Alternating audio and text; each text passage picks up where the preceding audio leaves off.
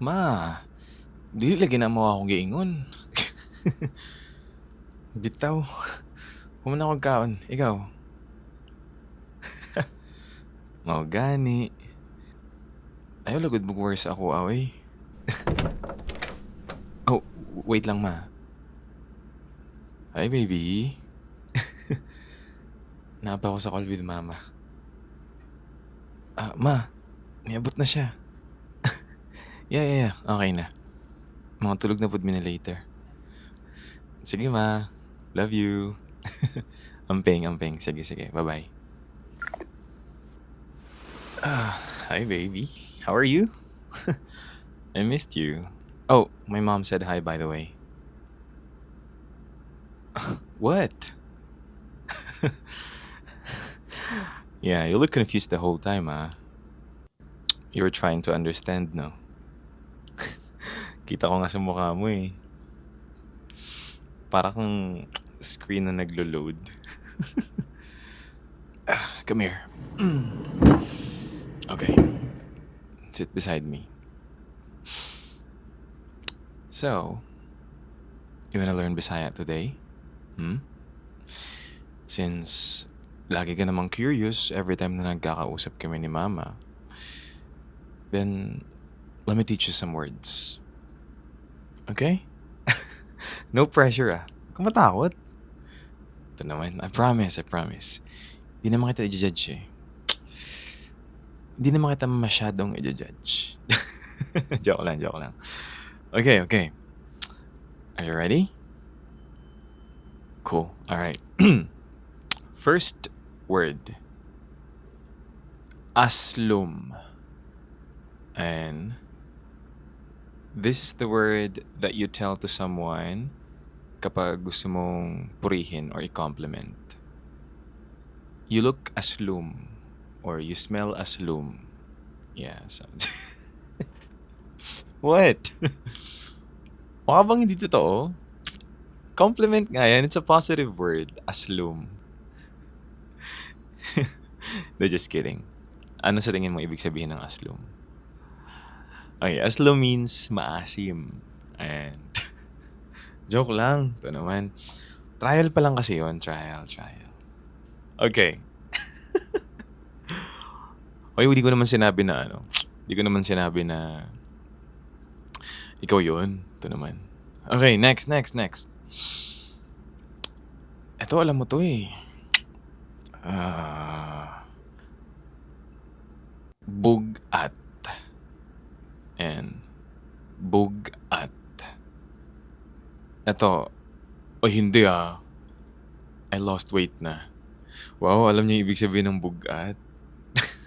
Okay. Yeah, tama naman.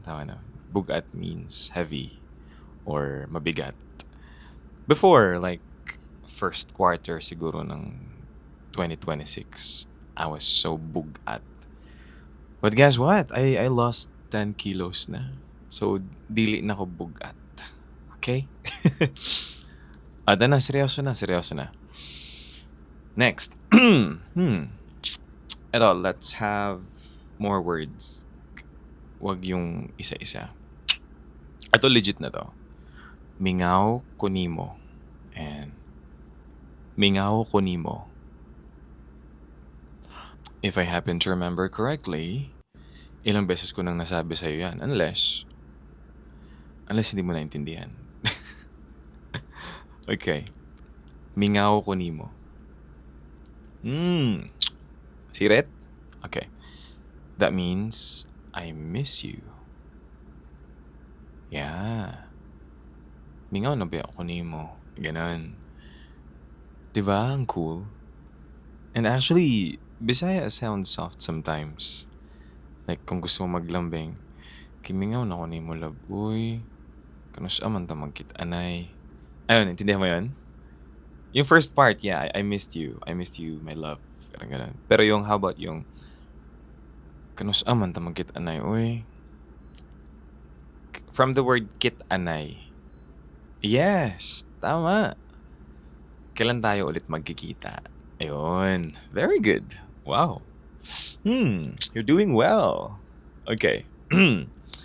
Try to say Mingaw naman kunin mo love, uy. Saan man ta magkita na uy. Ikaw nga. Dapat meron siyang parang,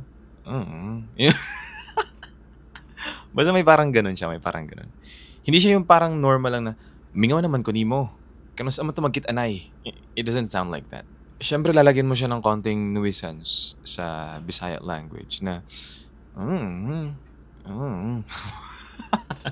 Di ko alam kung nagigets mo. Basta parang gano'n. Parang, that's the idea. Ayun. Para magtunog, ano ka talaga, legit na Bisaya. Ganun. Ikaw nga. What?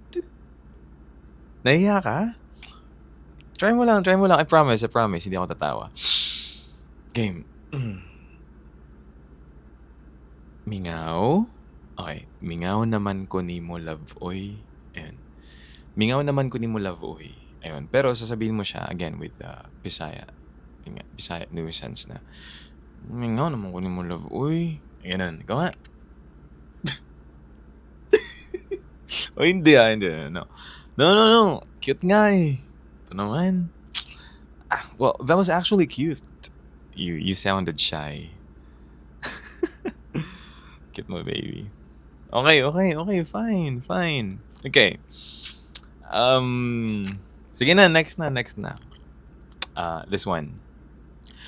Alam ko magagets mo to agad eh. Madali lang siya eh.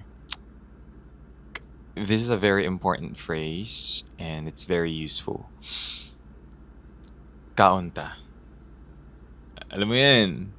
Yes. That means let's eat. Very good. Di ba? Kasi andun yung kaon eh. So, andun yung clue word na kain. Parang ganun. You get to hear that a lot sa mga Bisaya households. Di pa pala kita nadadala sa probinsya, no? What if mag-book tayo some other time? Di ba? Kung kailan tayo free, maybe let's try to spend a week dun sa amin, sa province. Is that okay with you? Maraming maraming ilog doon, may mga dagat, may bundok. Napakaraming options doon. Though, medyo slow yung life doon and it's actually something that I like once in a while. Iba kasi dito sa city eh, di ba? Compared sa province. Tsaka, hindi madadamot yung mga Bisaya, especially pagdating sa pagkain. Lalo na sa pamilya namin. Tataba ka talaga doon.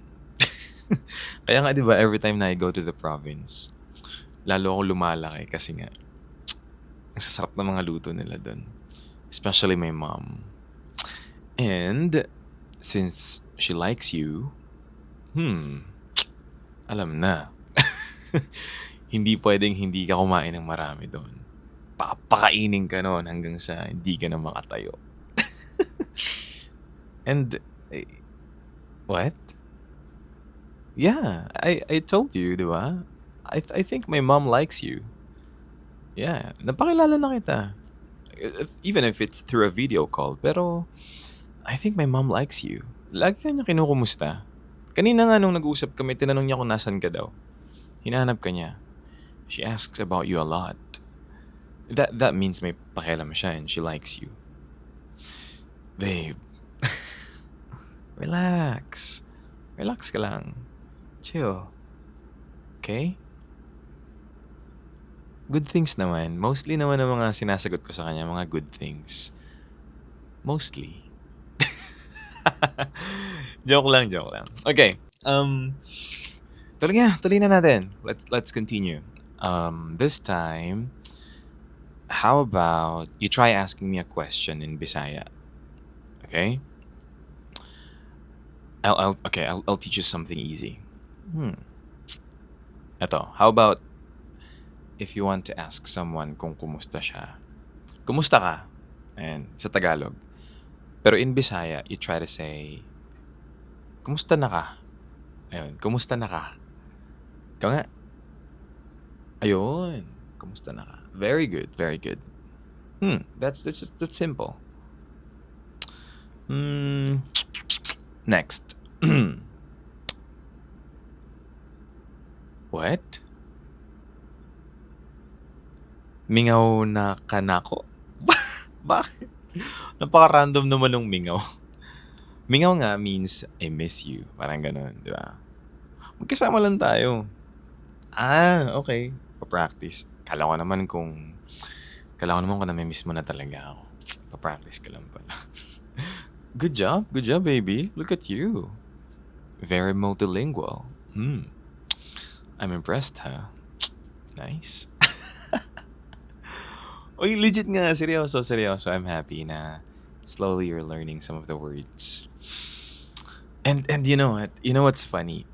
Kasi when people learn Bisaya, most of the time, they either sound really sweet or really aggressive. Dalawa lang. Kung hindi sila sobrang sweet, sobrang aggressive naman pakinggan. There's no in between. So, ito yung tipong kahit ano lang, kahit normal conversations. Tipong parang may mga kaaway. May mga ganun akong kamag-anak. Like, that's how they speak. Pero nasanay lang kasi kami sa bahay na malambing since mama is Bisaya and then papa is Ilonggo. And actually, I can also teach you some Ilonggo next time. Diba? Sa ngayon Bisaya muna tayo. But yeah, that's just how we sound. There's no in between. Hindi pwedeng gitna lang. Either sobrang lambing mo as a Bisaya or sobrang aggressive. Now you choose. Gusto mo maging malambing? Kas naman, sweet naman. Okay. Yeah, sure. Kasi kahit ako din naman eh. Every time I get to talk to my mom or sa ibang mga kamag-anak sa Bisaya, I really talk to them ng malambing. And as much as possible, I try to still remember kahit na hindi na ako masyadong nagbibisaya araw-araw. Hindi ko pa rin siya kinakalimutan because it's something that's part of me. And I really love, speaking Bisaya, especially kapag nandun ako sa province. Yung thought ba na hindi mo pa rin nakakalimutan yung pinaka language na ginagamit nyo sa pinanggalingan mo. Wow! Drama. Pero yeah. Okay. Next. Are you ready for the next one? Okay. This one is really, really important. Okay? Palangga tika. Ikaw nga. Palangga tika. Babe, I wanna let you know na palangga tika. And that means I love you.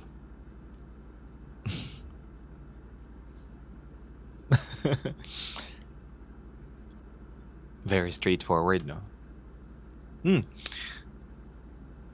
No drama, just very direct. Palangga tika. That's how we say I love you in Bisaya. Kapag in love ka na or you wanna make the person feel na importante siya sa'yo. Diretsahan lang, palangga tika. Mahal kita. Parang ganun.